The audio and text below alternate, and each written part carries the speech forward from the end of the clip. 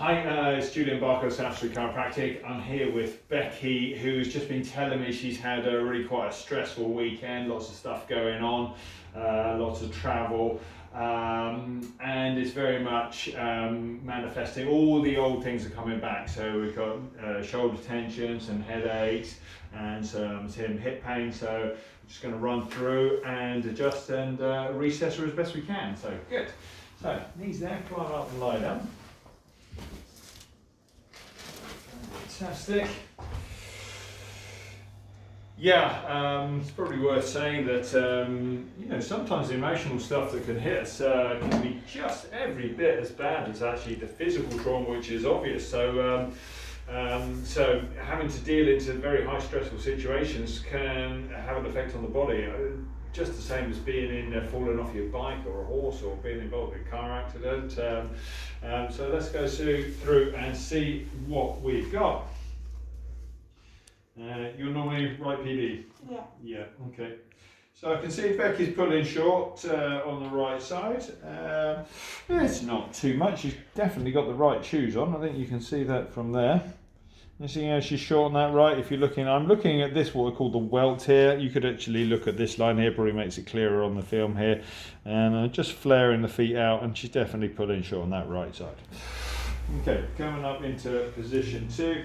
Oh, look how that drops away there. Really clear. Yeah. So in the Activator protocol, this is a possibility 2. So possibility 2, we start at lumbar 4 and work up way from there. You can go back and check other things as well, and depending on how well you are in a treatment schedule or how well you know the person. Okay, so let's put your left hand up behind your back. And both hands up behind your back together. Okay, both back down by sides. Right, I'll just show you a very useful shortcut here. Just turn your head to the left. So we're going to jump into the cervical 2 test here. And see how we're getting the same thing all the way through. Head back into the centre. So if we adjust the cervical 2, and then we'll go back and start again and see if things have changed. Sometimes it does, sometimes it doesn't. Okay, just a slight tuck down to your chin, down to your chest, lovely. Okay.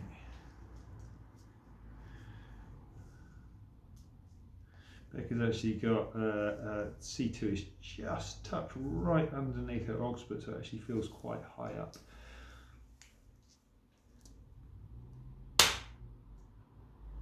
Make sure we definitely get that pause. Good, and head into neutral. Come back down this end, and oh, there we go. Here we go. Straight away. Big change. Okay, so let's go back and reset. So left hand up behind your back.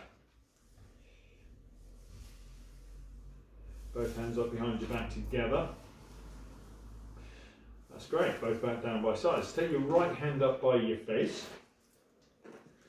So there's a wonderful thing called homologous linkage, and this particularly applies to the multifidus muscle. It's basically that muscle is wired in parallel, not in series. So an adjustment at the top on that input fires all the way down that side, down the left side. And you can see that affect the change.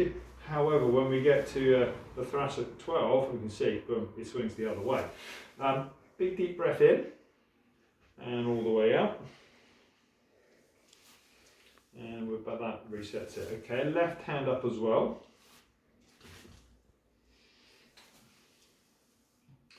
And both back down by sides.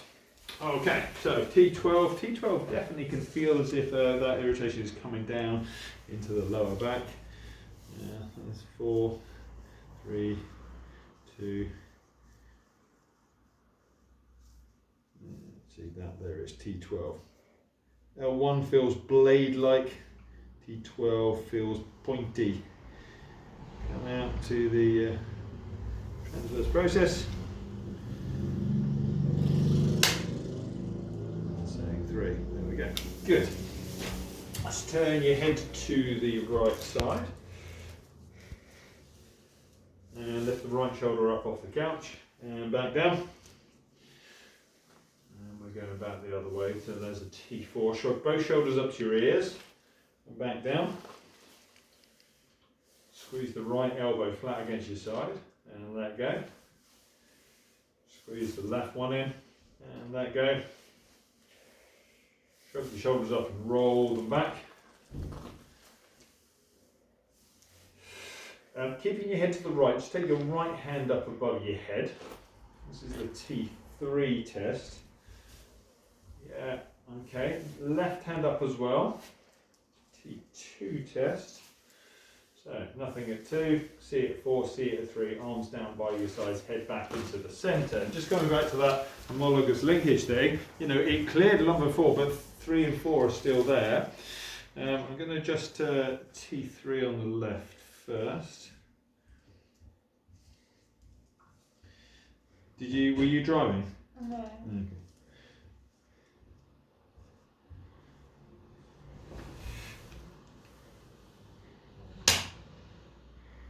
And we'll come across to the T3 rib. Yep, I can tell that's sore. Okay, so let's just go back and retest that. Turn your head to the right, lift the right shoulder off the couch and back down. Good, squeeze the right elbow flat against your side and let go. The reason I go back and retest it because I didn't know if it was going to clear it. It did, so we don't need to do it. So squeeze the left elbow into your side and let go. Perhaps I just won't need to do that in another 20 years when I've got the hang of it. Shrug your shoulders up and roll them back. Do that again. Okay, head back into the centre. Lift up your head and back down.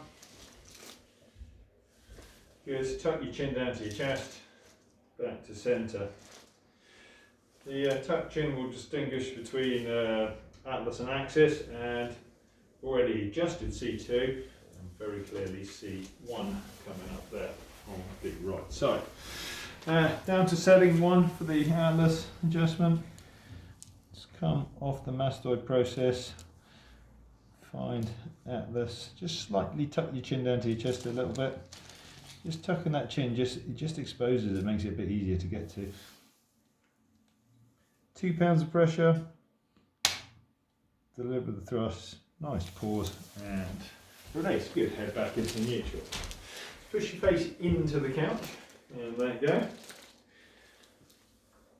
Okay, good. Stretch your right hand towards your right knee and let go.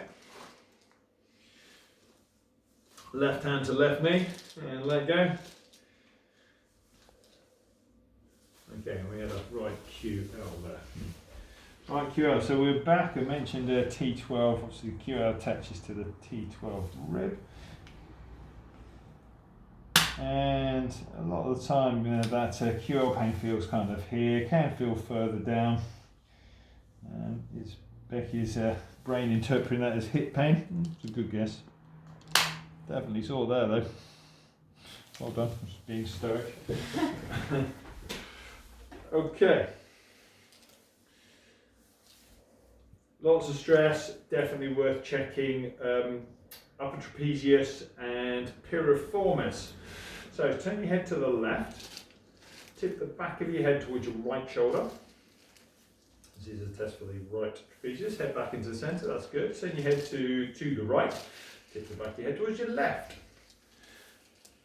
Yes, see, that's okay. Good, head back into the centre. Piriformis test, just push into my hand, push hard, and let go. Just fire that piriformis up, and look for the change. So definitely happening on that side. Just try the other side, push, and let go.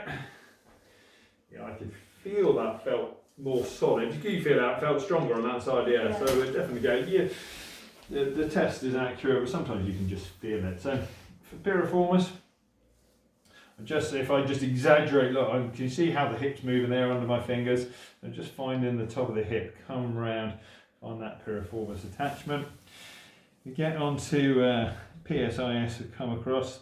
That's usually S2, 3, down to 4, and then work your way back out to the edge of the sacrum and just guide me on there, Becky. I'm looking for that. Am I on it there? Tender spot? Yeah. Yeah. Okay, I've got big hands, so I can usually hold the 2 there. And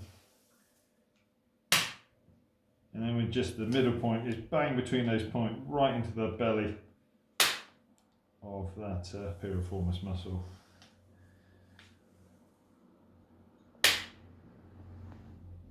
Yeah, fantastic.